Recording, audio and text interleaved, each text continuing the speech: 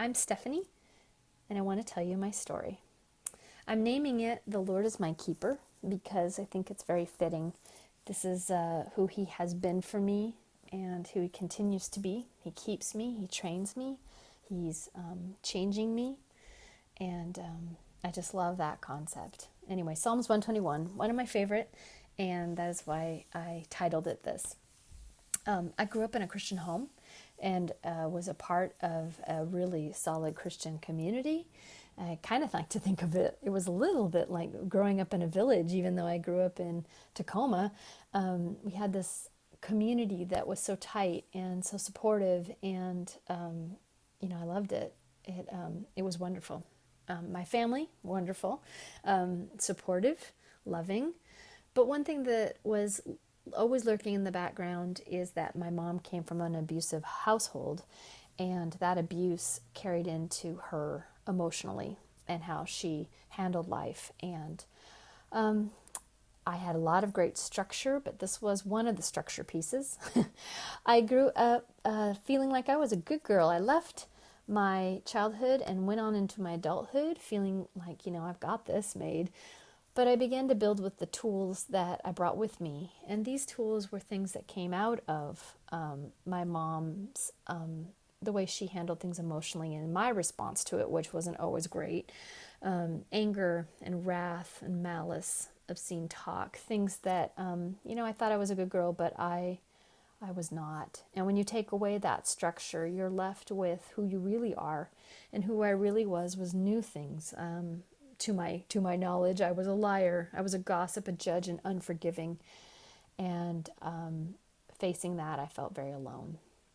I had this one night at college, I just kind of came crashing down on me, and I just asked God to forgive me for these things. These are the tools I brought with me, and I am unlovable, and I was unlovable.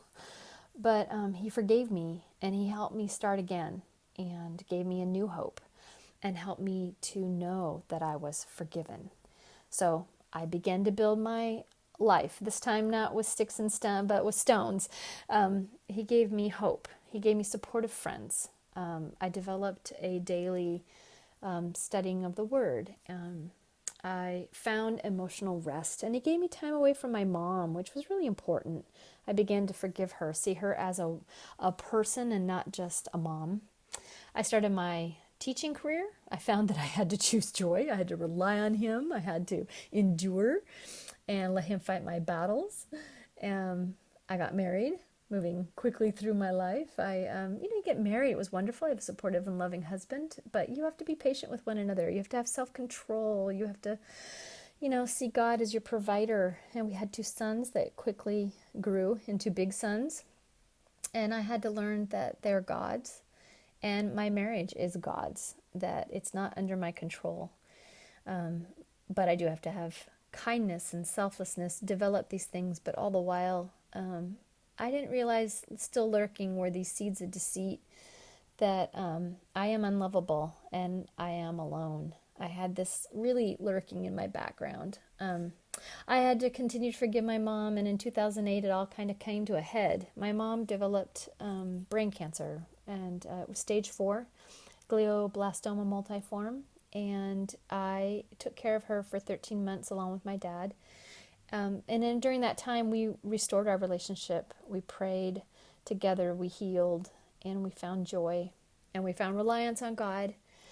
And it was a good few months together before she left. In 2018, we'll skip a little bit ahead here. I was at a Christmas party and with some friends, and we were discussing a very important question, which was, that we all want to be loved, but do we let God love us? We let Him forgive us, direct us, preserve us, but do we let Him love us? And I found that actually I don't.